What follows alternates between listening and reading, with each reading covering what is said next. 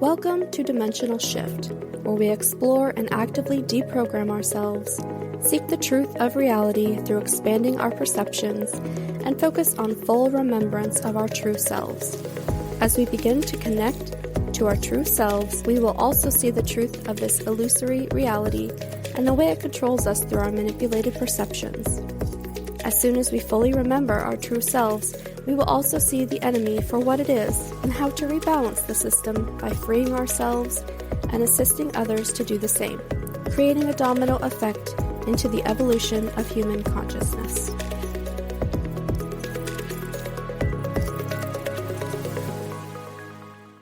Welcome to Season 2 of Dimensional Shift. I apologize for my sudden disappearance. The season break was totally unplanned. I had some technical difficulties back in May with my editing software, and I actually lost all my past episodes, so hopefully nothing ever has to get redone. Those ideas will just have to be either there or not there. Then after that, I ended up with COVID, so that was fun. I may or may not do an episode on that and the weird stuff that's involved with that, as well as the vaccines. After that, I kind of just fell apart in a way, went into self-destruct mode, which is not unusual for us, really, to be honest. Slowly pulling myself out of that. I knew May was going to be a hard month for everyone as a collective, but I was hoping I was going to be able to stay above it. However, was not very successful, to be honest. It is what it is. I am now traveling. I left home sometime toward the end of May or early June, and I was gone for like 2 days. And I had gone over to my sister's, which was kind of a bad move to begin with, but ended up going back home for a couple of weeks, and I have sat back off. I am currently in Illinois, somewhere, at a library. My previous studio quality sound, because it's not done in a studio. I literally use an iPhone and headphones to record this.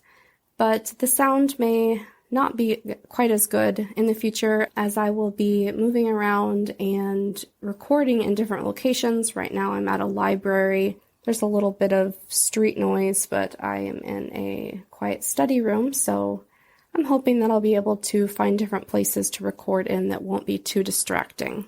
So the past, 6 weeks or so has been kind of like watching a train wreck, not being able to stop it, and also being in that train wreck and not being able to get out. Like I said, I knew May was going to be a difficult month for a lot of people, and it started out so subtle that I didn't notice myself kind of slipping back into old habits and loops and going back down a path that I had hoped I wouldn't go down again.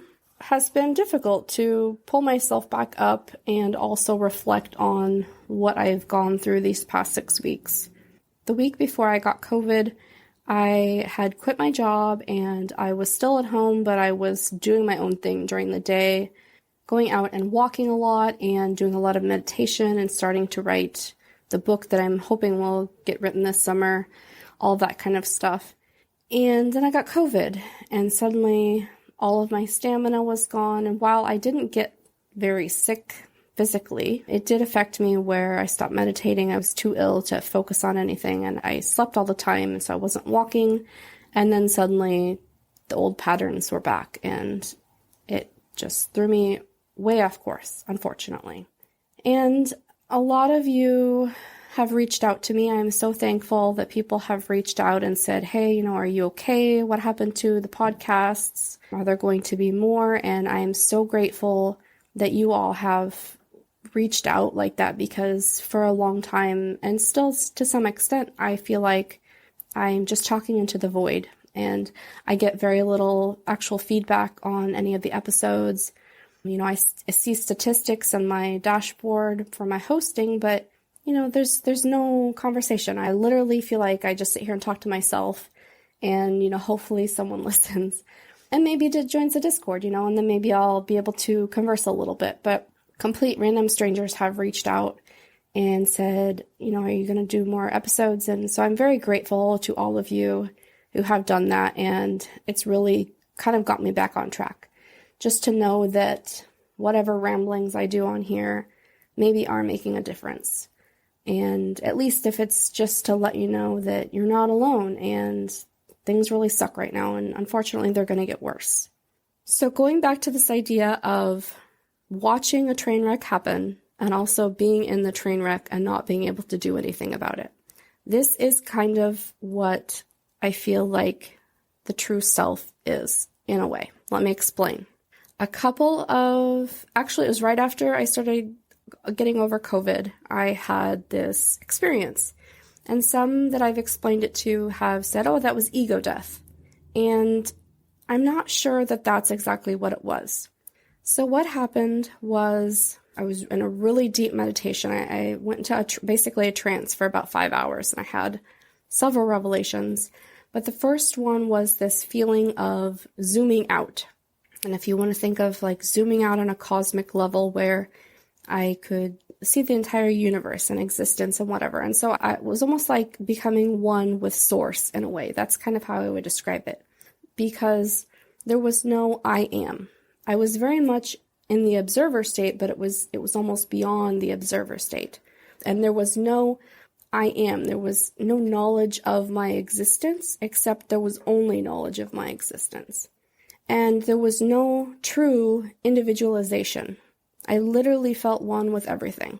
I know this is what all the great spiritual teachers talk about. Like, it's a thing, but until you experience it, you can talk about it and it doesn't make any sense. So this is why people say it was ego death, because I had no individualization. It was just is. It was beyond I am, and it was just is. And it was a very, very profound experience. And since then, I've been trying to understand exactly what happened, exactly who I was or where I was or what had happened, really. And I've kind of come to the conclusion that that's part of the true self. One of my friends talks about it being somewhere between I am and the I am not. And that's kind of how it felt. I had an awareness of being a fractal of what I had become at that moment, where being one with source. I had the knowledge that I still existed somewhere, but I had expanded beyond that. I feel like the true self that we can experience here on Earth is somewhere between that knowing that we are source, we are one with source, we are one with everything, but also keeping our individualization, keeping our individual self. It's like a balance. It's like walking a tightrope. And so it goes back to, why are we here? How are we individuals at all? Why are we not just always one? Why are we not just always source? I think it comes back to the law of mentalism in a way.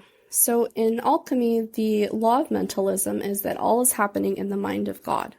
And that, in a way, you could say that we are thought forms of God. Within Source's mind, we are just thought forms.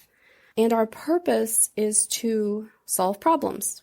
So you could say that Source is playing a giant chess game in its mind, and it's trying to understand how to solve the problem. And you could say that the problem is entropy, the problem is the archons, the problem is the imbalances in the system. And we are here on the opposing side to figure out why this has happened, how we can prevent it in the future.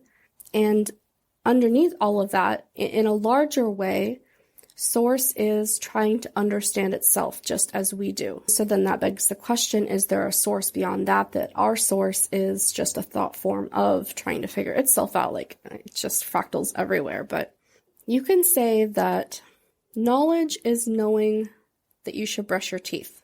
Wisdom is brushing your teeth. Experience is the differentiation.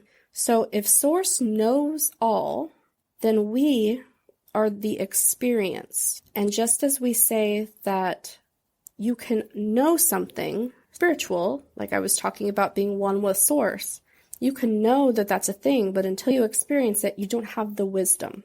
And so Source knows all, we are the experience, and we are moving that into wisdom. The true self, from our perspective, being a fractal of Source, is accepting knowledge from Source and experiencing it, which allows it to move to wisdom. So in this way, we are the experience of Source's knowledge so that Source can understand the puzzle or solve the problem. It can feel like a little bit of a sting to our ego because we want to maintain that we are more important than just a thought form in Source's mind solving a problem. But then you have to remember where the ego comes from. Wisdom is the outcome, and evolution is the goal. We are here so that Source can understand what's going on in the system and then can make a choice based on wisdom. There's a very fine line between knowing that you are Source, you are one with Source, and you are one with everything, and keeping your individuality. And so many spiritual practices focus on becoming one with everything. But I think we can lose sight of what makes us unique when we focus on we are all one and we are all the same. There's a reason that we have our characteristics in our certain alignment, in our certain strengths, and our certain talents, and we've gone through the experiences that we've gone through in a certain way to create an outcome that we currently are. It's important to remember that our struggle has led us here, and though our struggle has been unfair, we can learn from it, and we can use the things that we have struggled through to push back. Suffering right now doesn't seem to be an option, but what we do with the suffering is. And while these past 6 weeks have been very difficult, I'm choosing to learn from them and evolve from them.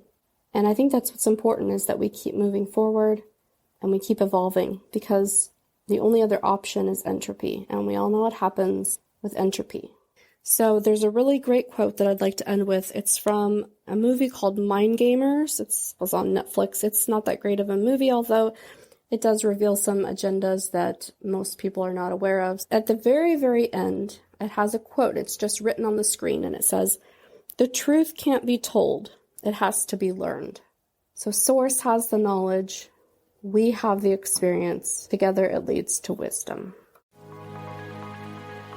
If you found this episode helpful or insightful, please share it with a friend and leave a review or comment.